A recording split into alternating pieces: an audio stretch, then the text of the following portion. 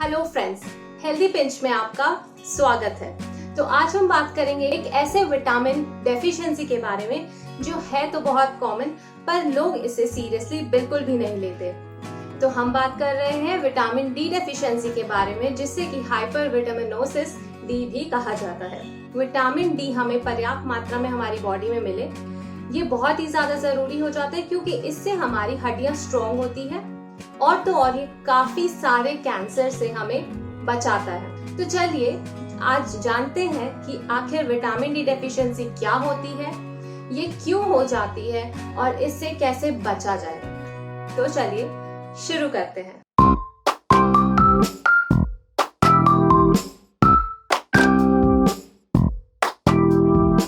तो आइए सबसे पहले हम ये जानते हैं कि आपके शरीर में विटामिन डी की डेफिशिएंसी है या नहीं। आप ये कैसे जानें? क्योंकि बहुत सारे केसेस में ये देखा गया है कि लोगों को कोई सिम्टम्स नहीं होते हैं, उन्हें पता ही नहीं चल पाता है कि उन्हें विटामिन डी की डेफिशिएंसी है। पर अगर आपको बहुत ज्यादा एक्सट्रीम वाले मूड चेंजेस हो रहे हैं, अगर आप डिप्रेस्ड हैं, अगर आपके बोन और जॉइंट्स में पेन है, स्पेशली बैक पेन है, और अगर आपका बोन लॉस हो रहा है, मसल क्रैम्प्स हो रहे हैं, या फिर आपको दिन भर थकान रहती है, तो आपको समझ जाना चाहिए कि आपकी बॉडी विटामिन डी डेफिशिएंट है। अब बात करते हैं कि आखिर विटामिन डी डेफिशिएंसी होती क्या है। तो विटामिन डी डेफिशिएंसी, जो कि एक नॉर्मल सा टर्म है, कि अगर आपकी बॉडी में विटामिन डी की कमी होती है, मतलब जितना आपको विटामिन डी चाहिए उससे कम मात्रा में आपकी बॉडी में है, तो आप विटामिन डी डेफिशिएंट माने जाएंगे। ये विटामिन थोड़ा यूनिक इसलिए होता है क्योंकि विटामिन डी प्रोड्यूस करती है आपकी स्किन तब जब वो सनलाइट में रहती है। जो लोग गोरे होते हैं या फिर जो नौजवान होते हैं, वो सनशाइन को विटामिन डी में बहुत जल्दी और अच्छे तरीके से कन्वर्ट कर पाते हैं, यानी कि उन्हें विटामिन डी डेफिशिएंसी होने का खतरा थोड़ा कम होता है। पर वही अगर जो लोग 50 प्लस हैं या फिर डार्क स्किन वाले हैं, तो उन्हें विटामिन डी डेफिशिएंसी होने का खतरा ज्यादा होता है, क्योंकि वो लोग सनशाइन को विटामिन डी में कन्वर्ट जल्दी नहीं कर पाते।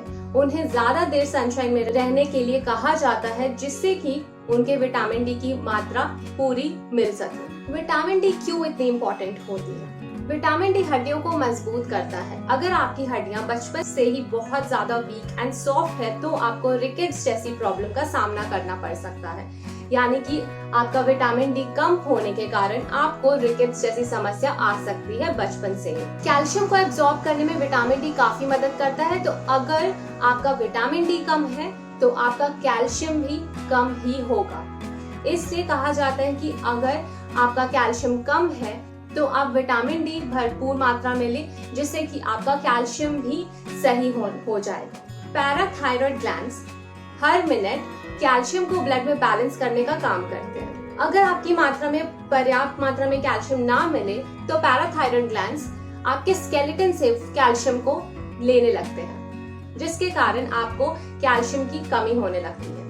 आइए अब जानते हैं कि अगर आप विटामिन डी डेफिशिएंट है तो आपकी बॉडी पे क्या क्या इफेक्ट्स हो सकते हैं। पहला, हार्ट डिजीजेस और हाई बीपी का खतरा हो सकता है। सेकेंड, डायबिटीज का खतरा बढ़ सकता है। थर्ड, इन्फेक्शंस और इम्यून सिस्टम डिसऑर्डर्स की चांसेस बहुत ज्यादा बढ़ जाती है। फोर्थ, कोलोन, प्रोस्टेट और ब्रेस्ट कैंसर जैसे कैंसर्स आपको परेशान कर सकते हैं।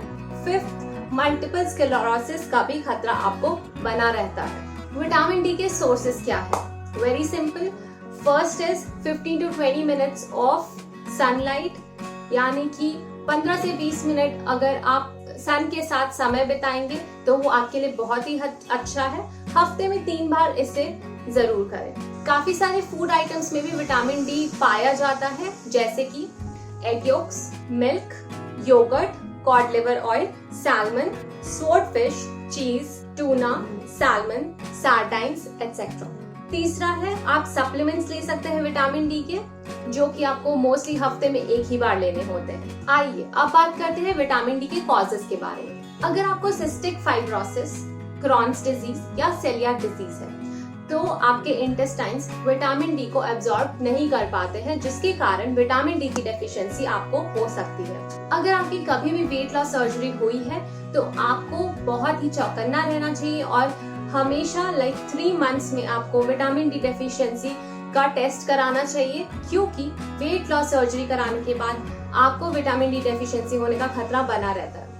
अगर आप ओबीज हैं और आपका बीएमआई 30 से ज्यादा है तो बहुत चांसेस है कि आपको विटामिन डी डेफिशिएंसी होगी। इवन आपकी किडनी और लिवर डिजीजेस का भी खतरा बढ़ जाता है। अगर आप कुछ स्पेसिफिक ड्रग्स पे निर्भर हो, जैसे कि laxatives, steroids, cholesterol lowering drugs, seizure control drugs, tuberculosis के ड्रग्स, ओलिस्टैट जो कि एक ओबेसिटी घटाने का ड्रग है, तो ये सारे मेडिसिन अगर आप कंज्यूम कर रहे हो तो आपको विटामिन डी डेफिशिएंसी आगे चल के हो सकती है। विटामिन डी का डायग्नोसिस कैसे होता है? विटामिन डी का डायग्नोसिस बहुत ही सिंपल है। आप उसे ब्लड टेस्ट के द्वारा जान सकते हैं कि आपका विटामिन डी कम है, ज्यादा है या नॉर्मल है। क्या कभी आपकी बॉडी में विटामिन डी की मात्रा ज्यादा हो सकती है?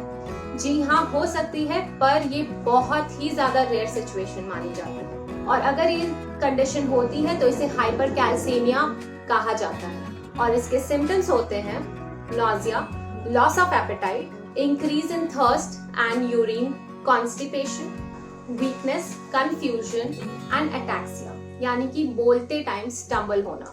तो अगर आपको चाहिए कि आप विटामिन डी डेफिशिएंसी को प्रिवेंट कर पाओ तो आपको बहुत ही सिंपल सी चीजें करनी है। आपको सन के एक्सपोजर में रहना है हफ्ते में 3 दिन, करीब 15 से 20 मिनट तक। ये आपकी बॉडी में विटामिन डी की डेफिशिएंसी को नहीं होने देगा।